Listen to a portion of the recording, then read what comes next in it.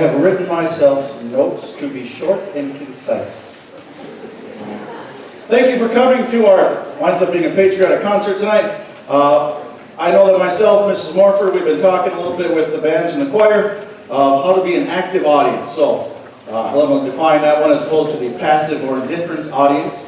How this is accomplished is different from different settings. If this were a sporting event, the audience help would be to cheer the athletes loudly while they play. In our concert setting, the audience needs to let the music take you, I use this phrase and they all looked at me like I was strange, take you on a musical or magical journey that the music casts. I know I got a Harry Potter fan over there, so she's ready for the magical spell that we cast. One of the ways this happens is by being present as an audience member, no distractions such as cell phones, talking, or moving around while the piece is being performed. If you need to get up to go, simply go during the piece, or between the pieces, so that we are creating that wonderful spell as we're going on.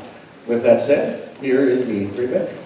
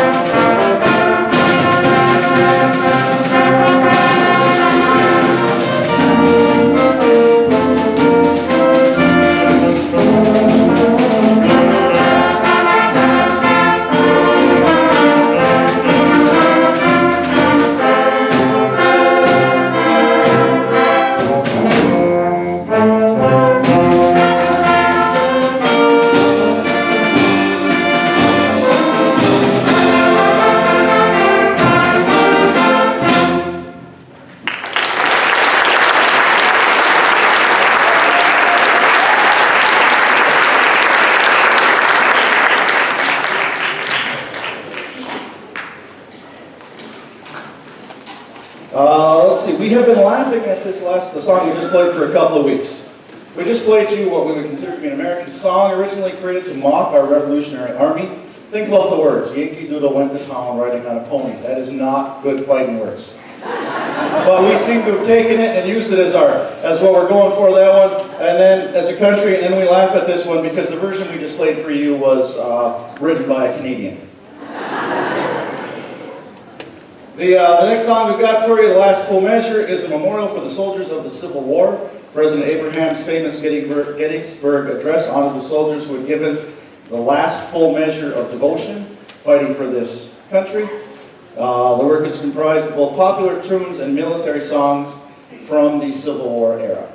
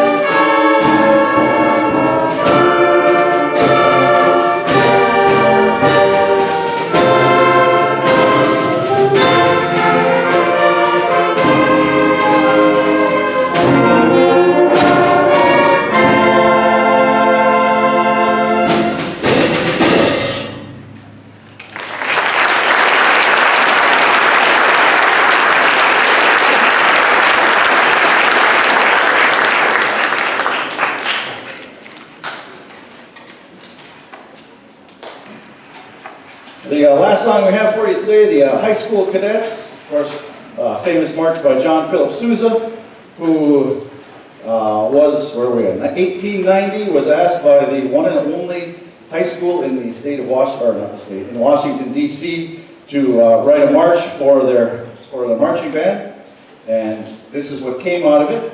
I don't know if they're having fun at this, but I'm enjoying the fact I've told them that we're going to do this. We are playing a version right now that is arranged, therefore made easier, and at the end of the year, I have the original version sitting on the shelf. We're going to pull that one out and see the changes and the differences and all the fun. Look at the excitement on your faces now.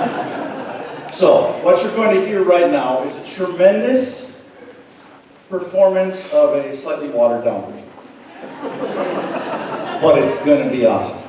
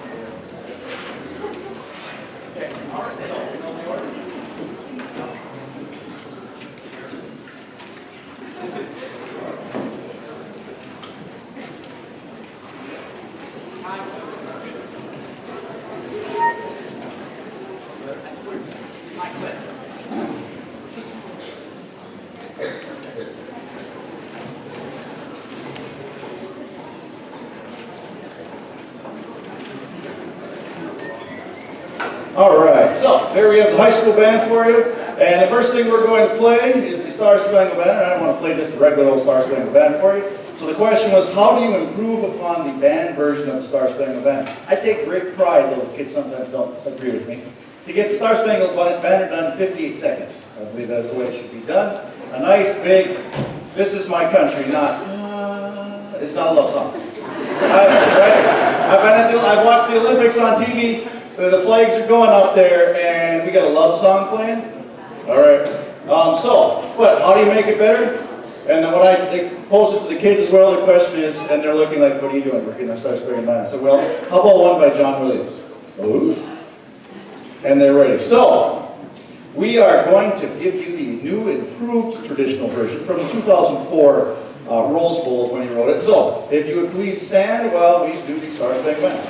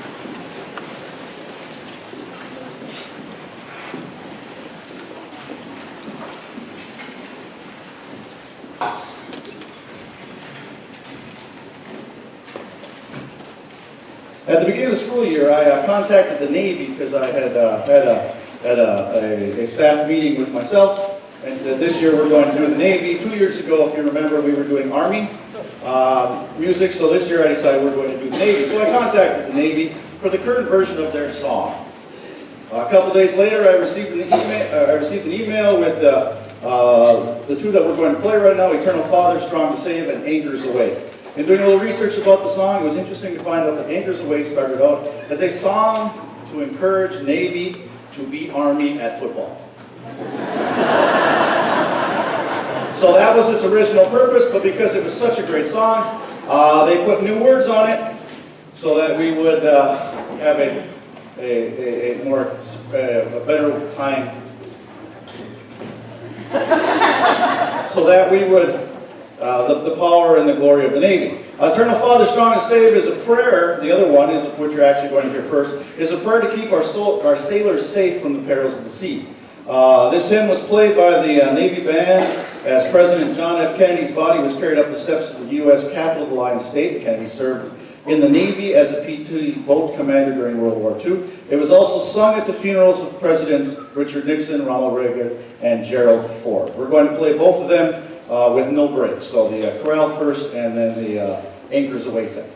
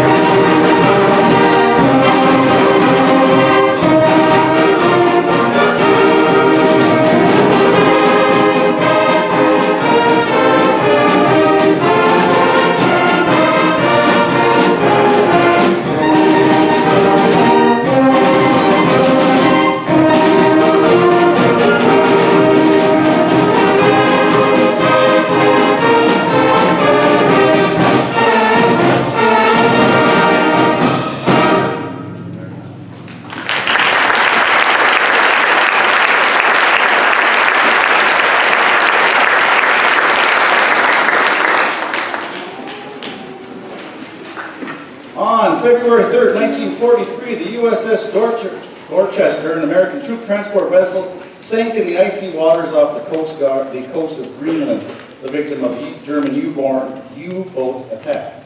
Of the 904 men aboard, 605 were lost. Among those perished were 4 Army chaplains, each of a different faith, each called to the same duty. The testimony of the survivors tell the story best, as overcrowded lifeboats capsized, as rafts drifted away empty and men milled around on the deck. On the ragged edge of panic, the only fragment of hope came from these 4 men, and when the life jackets were all gone, they gave away their own. As the survivors swam away, they remember the chaplain standing, their arms linked, braced against the slanting deck. They were praying words of prayer in Latin, Hebrew, and English addressed to the same God. This piece begins with the excitement of the voyage, and you will have no problem hearing when the torpedo hits and when the grace emanating from the chaplains begins.